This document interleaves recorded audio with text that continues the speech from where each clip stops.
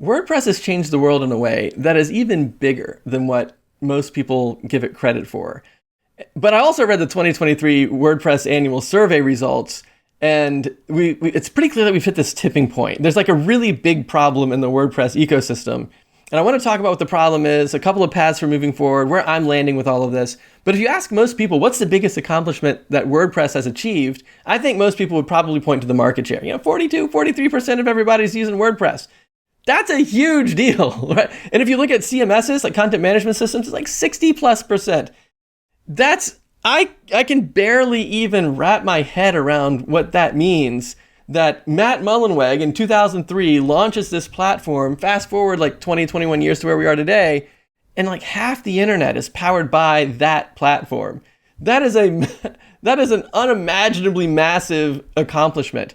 But it's even bigger than that. And here's the thing that I don't think people give WordPress enough credit for, or Matt and the WordPress community enough credit for, which is if you go to the WordPress, go to like WordPress.org and click the About Us link and just read, why did Matt launch WordPress in the first place? And the whole idea was to democratize publishing. And today it's even more than that. It's both websites and e-commerce because of WooCommerce and everything. I want to tell you about a conversation that I had with Matt. I was given a presentation at one of WooConf maybe 6 or 7 years ago. But and I'll save that for a second. But this whole democratization of publishing is now something that has shifted the entire internet. So now the entire world revolves around that one idea. So like if you look at Wix and Duda and Squarespace and Webflow and Framer, like all these other platforms, it's like $20, $15, $20, $30 a month to get a website online. And I don't think, well, it's certainly not guaranteed that it would have gone that way had it not been for WordPress and the WordPress community. It certainly didn't go that way in healthcare, right? There's other industries that are not going in that direction.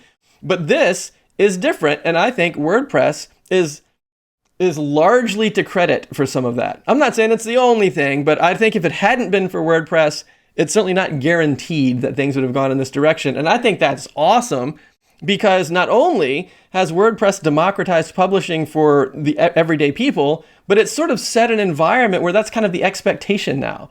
And I think that's great. It allows us to use the internet, and I think that's fantastic, and I love it. But it's also caused this really big problem.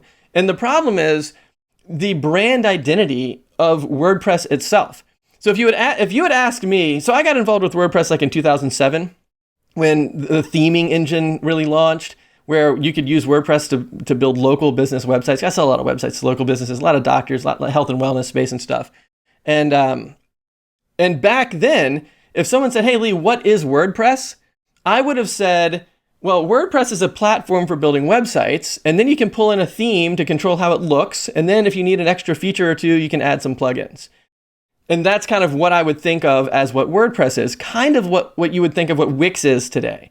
So Wix is kind of this platform where you build websites and you can choose the theme with how it looks, and then you can add some extra features by way of add-ons and plugins.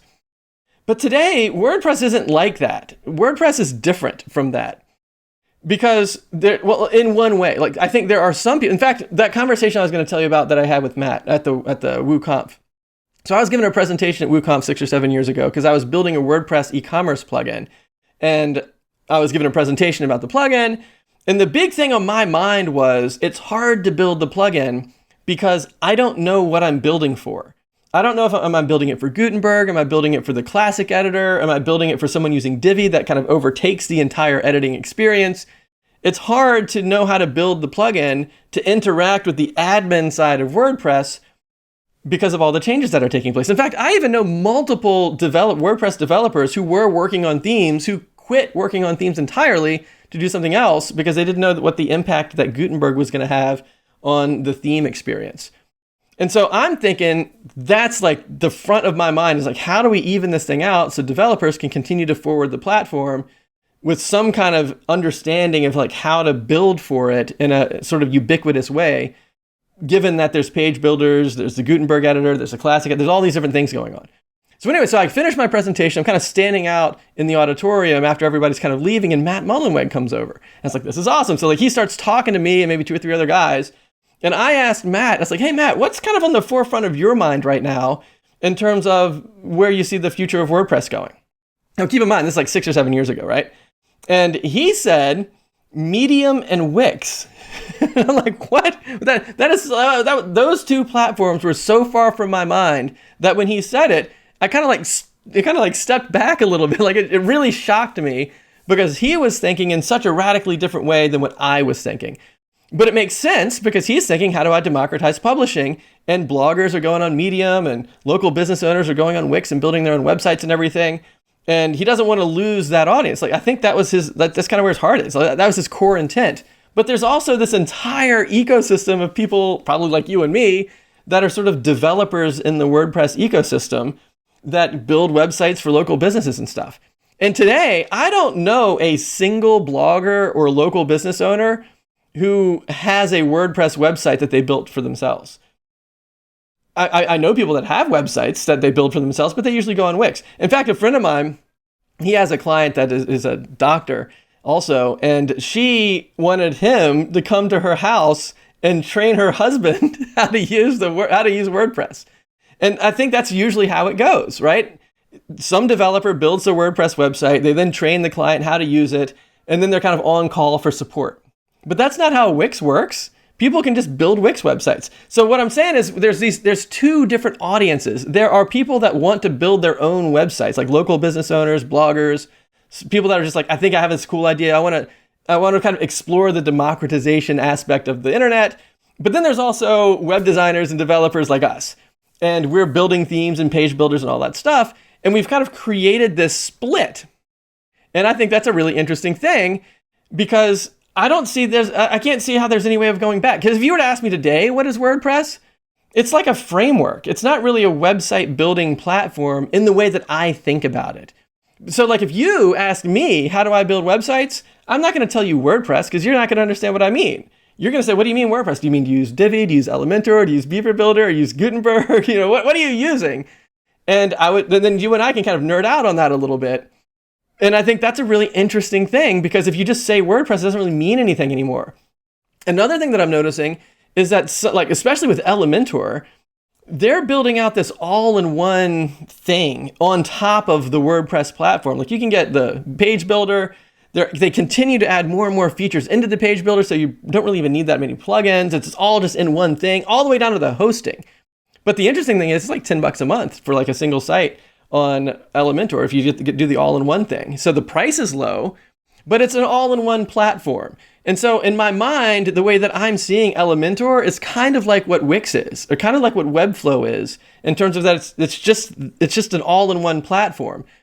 And if you look at the democratization aspect, like if my daughter's piano teacher said, I want to build my own website, what do I do?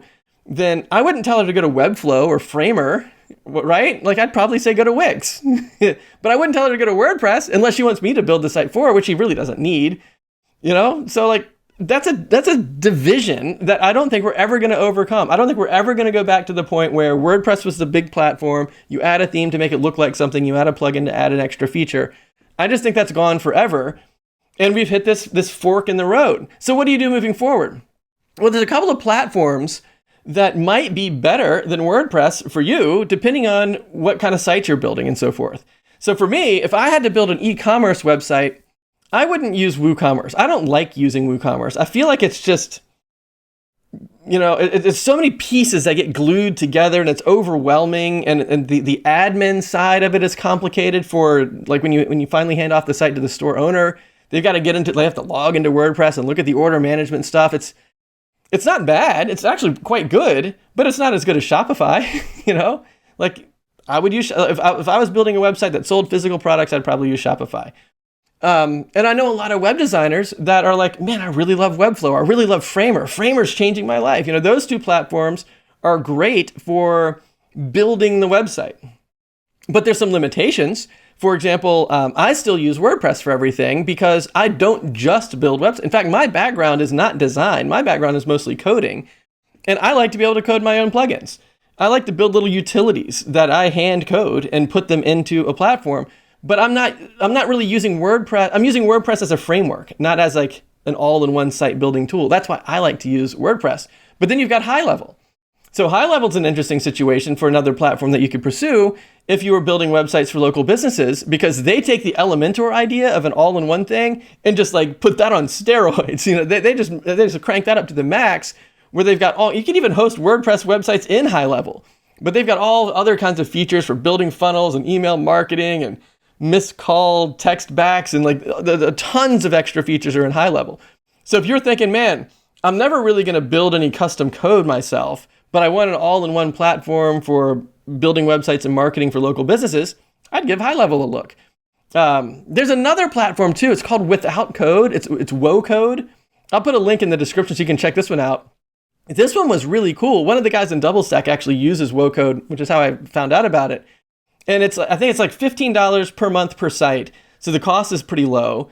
And it's a really nice visual way of building websites. So much so that I even thought about building a website on that platform. But then I was like, yeah, no, I don't want to fragment my technology and all that stuff. But it was so compelling, I almost personally went and started using it. But then I kept running into the same problem. For me, I don't just build websites. I have custom plugins. Like one of the custom plugins that I use, it's called Funnelbird, and it helps me track the performance of different videos that I publish online for webinars for my clients. So I can see when we drive traffic to the website, like what ad drove the traffic, how far through the video do people watch, stuff like that. So you can actually tell not only which webinars are working the most effectively, but also what ads are driving the best traffic to the webinars. And like, I can't install that on any of the other platforms. So I've kind of created my own custom web development platform built on the WordPress framework. And I think a lot of people do the exact same thing. And now we've got this kind of schism, which is, what's WordPress itself going to do? Is it going to keep focusing on democratizing publishing and try to compete with Wix and Medium and blogging platforms? Or are we going to go the route of supporting the developers? And I think what we're going to see is probably this big split where both things happen, where there's going to be some of the direct to consumer kind of stuff, and then there's going to be more stuff like Elementor and just like using WordPress as a framework. So for me, what I'm going to do is I'm going to keep using WordPress because I think it's awesome. In fact, not only do I think it's awesome, I think it's significantly better than all of the other platforms for building websites for local businesses, because you have the ability to add extra plugins, but also because of the ubiquity of the platform. So for example, if you were going to add any feature from anywhere, anything, like you're going to connect with Zapier or something like that, because WordPress is so ubiquitous across the internet and powers like half the internet, if anyone was going to make an API connection or an example of how to connect their platform to a website, they're going to have WordPress instructions. They're going to be thinking about WordPress. And so I think that's a really important point. My son actually is starting his web design business right now. He's getting ready to graduate from high school. He said, hey, Dad, I want to start my own web design business. Can you help me get going? What do I need to get started? And I was like, yes. And I recommended WordPress to him, even though it's not the easiest way to build websites. I think it's the best because it's the most flexible and the most powerful. And I actually have this next video right here, which are the top 10 things I think a new web designer needs. And so these are the 10 things I wanted to make sure my son had in his business. So check that out, and I'll see you right there.